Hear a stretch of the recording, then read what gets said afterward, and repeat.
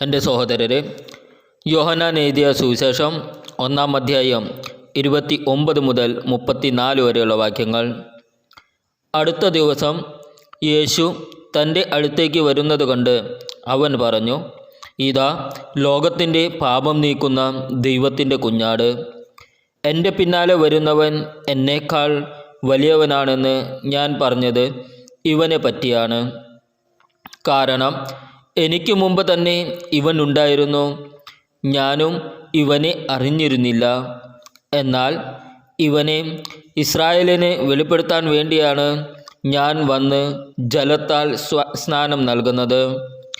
ആത്മാവ് പ്രാവിനെ പോലെ സ്വർഗത്തിൽ നിന്ന് ഇറങ്ങി വന്ന് അവൻ്റെ മേൽ ആവസിക്കുന്നത് താൻ കണ്ടു എന്ന് യോഹന്നാൻ സാക്ഷ്യപ്പെടുത്തി. ഞാൻ അവനെ അറിഞ്ഞിരുന്നില്ല, എന്നാൽ ജലം കൊണ്ട് സ്നാനം നൽകാൻ എന്നെ അയച്ചവൻ എന്നോട് പറഞ്ഞിരുന്നു, ആത്മാവ് ഇറങ്ങി വന്ന് ആരുടെ മേൽ ആവസിക്കുന്നത് നീ കാണുന്നുവോ, അവനാണ് പരിശുദ്ധാത്മാവ് കൊണ്ട് സ്നാനം നൽകുന്നവൻ. ഞാൻ അത് കാണുകയും ഇവൻ ദൈവപുത്രനാണ് എന്ന് സാക്ഷ്യപ്പെടുത്തുകയും ചെയ്തിരിക്കുന്നു. നമ്മുടെ കർത്താവായ ഈശോമിശിഹായ്ക്കും സ്തുതി. പ്രതിവചനം.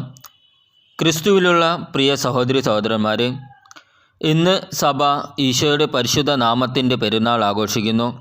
ഇത് യഥാർത്ഥത്തിൽ സമയോചിതവും ഉചിതവുമായ ആഘോഷമാണ്. നാം ഇപ്പോഴും ക്രിസ്തുമസ് സീസണിൻ്റെ മധ്യത്തിലാണ്. അതിൽ നാം ആഘോഷിക്കുന്നു അത്യുന്നതനായ ദൈവത്തിൻ്റെ പുത്രനായ കർത്താവായ യേശുവിൻ്റെ ജനനം. ദൈവസ്നേഹത്തിൻ്റെ പൂർണ്ണമായ പ്രകടനമായി ജഡത്തിൽ അവതരിച്ച് നമ്മുടെ എല്ലാവരുടെയും മുമ്പാകെ പ്രത്യക്ഷപ്പെടുന്നു. നമ്മുടെ കർത്താവിൻ്റെ മാതാവായ മറിയത്തിന് മറ്റെല്ലാ നാമങ്ങളെക്കാളും മീതെയുള്ള നാമമായി നമ്മുടെ കർത്താവിൻ്റെ നാമം വെളിപ്പെടുത്തിയ പ്രധാന ദൂതനായ ഗബ്രിയേൽ മുഖേന നമുക്ക് വെളിപ്പെടുത്തിയ ഈ നാമത്തെ ഈ ദിവസം ഞങ്ങൾ ബഹുമാനിക്കുകയും ഓർമ്മിക്കുകയും ചെയ്യുന്നു. നാം എല്ലാവരും മനുഷ്യരാശിയെ രക്ഷിക്കേണ്ടതും നമ്മുടെ പാപങ്ങളിൽ നിന്നും അടിമത്തത്തിൽ നിന്നും മോചിപ്പിക്കപ്പെടുന്നതുമായ നാമം. യോഹന്നാൻ സ്നാപകൻ ജനിച്ചത് ഒരു പ്രത്യേക ദൗത്യവുമായാണ്, മിശിഹായുടെ വഴിയൊരുക്കുക, അതായത് ദൈവത്തിൻ്റെ കുഞ്ഞാടായ യേശു. യോഹന്നാൻ ഇതുവരെ യേശുവിന് മിശിഹായായി പരിചിതനായിരുന്നില്ലെങ്കിലും പരിശുദ്ധാത്മാവ് അവനിലൂടെ പ്രവർത്തിച്ചു. 33-ാം വാക്യം. വിവേചന ബുദ്ധിയോടെ യേശുവിനെ തിരിച്ചറിയാനും യഥാർത്ഥത്തിൽ യേശു ദൈവപുത്രനാണെന്ന് സാക്ഷ്യപ്പെടുത്താനും അദ്ദേഹത്തിന് കഴിഞ്ഞു. തൻ്റെ പങ്കിനെക്കുറിച്ച് ബോധവാനായ സ്നാപക യോഹന്നാൻ യേശു തന്നേക്കാൾ ഉയർന്ന സ്ഥാനത്താണെന്നും യേശു അവനു മുമ്പ് പോലും ഉണ്ടായിരുന്നുവെന്നും ചൂണ്ടിക്കാണിക്കുന്നു. യേശുവിൻ്റെ ചെരുപ്പിൻ്റെ കെട്ടഴിക്കാൻ താൻ യോഗ്യനല്ലെന്നും അദ്ദേഹം അവകാശപ്പെട്ടു. യോഹന്നാൻ 1-ാം അധ്യായം 27-ാം വാക്യം. മറ്റൊരു വിധത്തിൽ പറഞ്ഞാൽ, ആളുകൾ യേശുവിനെ ശ്രദ്ധിക്കണമെന്ന് അവൻ ആഗ്രഹിക്കുന്നു. യോഹന്നാൻ സ്നാപകനിൽ നിന്നുള്ള ഒരു വലിയ പാഠമാണിത്. നാം നമ്മുടെ ദൗത്യം നിർവഹിക്കുമ്പോൾ നമ്മൾ എവിടെയാണ് നിൽക്കുന്നതെന്ന് എപ്പോഴും അറിയുക. നാം മുന്തിരിത്തോട്ടത്തിൽ പ്രവർത്തിക്കുന്നത് ദൈവത്തെ മഹത്വപ്പെടുത്താനാണ്, അല്ലാതെ നമ്മുടെ ശ്രദ്ധ നേടാനല്ല. യോഹന്നാനെ പോലെ നമ്മുടെ ഇടയിൽ യേശുവിൻ്റെ സാന്നിധ്യം തിരിച്ചറിയേണ്ടതുണ്ട്. പരിശുദ്ധാത്മാവിൻ്റെ കൃപയിലൂടെയും മാർഗനിർദ്ദേശത്തിലൂടെയും മാത്രമേ നമുക്ക് ഇത് ചെയ്യാൻ കഴിയൂ. യോഹന്നാനെ പോലെ ദൈവത്തിൻ്റെ കുഞ്ഞാടായ യേശുവിൽ കണ്ണുവയ്ക്കാൻ നാം എപ്പോഴും ആളുകളോട് പറയേണ്ടതുണ്ട്. യോഹന്നാനെ പോലെ ദൈവത്തിൻ്റെ സാന്നിധ്യത്തിനായുള്ള നമ്മുടെ വിശപ്പും ദാഹവും പുതുക്കാൻ ഇടയ്ക്കിടെ മരുഭൂമിയിൽ പോകേണ്ടതുണ്ട്.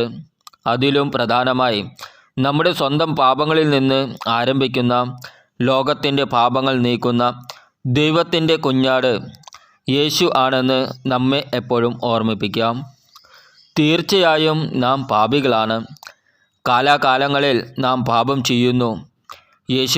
ക്രിസ്തുവിലുള്ള സഹോദരി സഹോദരന്മാരെ, നമുക്കെല്ലാവർക്കും നമ്മുടെ കർത്താവായ യേശു ക്രിസ്തുവിൽ പ്രത്യാശയും വിശ്വാസവും അർപ്പിക്കുക. അവനിൽ മാത്രമാണ് നമ്മുടെ ലോകത്തിൻ്റെ അന്ധകാരത്തിൽ പ്രത്യാശയുള്ളത്. അവൻ്റെ നാമത്തിൽ മാത്രമാണ് രോഗശാന്തിയും വിമോചനവും സ്വാതന്ത്ര്യവും ഉള്ളത്. തിന്മയുടെയും പാപത്തിൻ്റെയും ഇരുട്ടിൽ നിന്ന് അതിനാൽ ദൈവത്തെ സ്നേഹിക്കുന്നതിലും അവനിൽ നമ്മെ തന്നെ ഭരമേൽപ്പിക്കുന്നതിലും നമുക്കെല്ലാവർക്കും ശ്രമിക്കാം.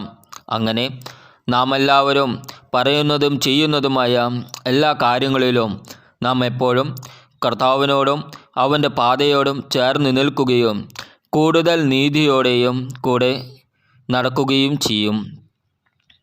എല്ലാ സമയത്തും അവനോടുള്ള പ്രതിബദ്ധത ദൈവം നമ്മെ എല്ലായ്പ്പോഴും അനുഗ്രഹിക്കട്ടെ.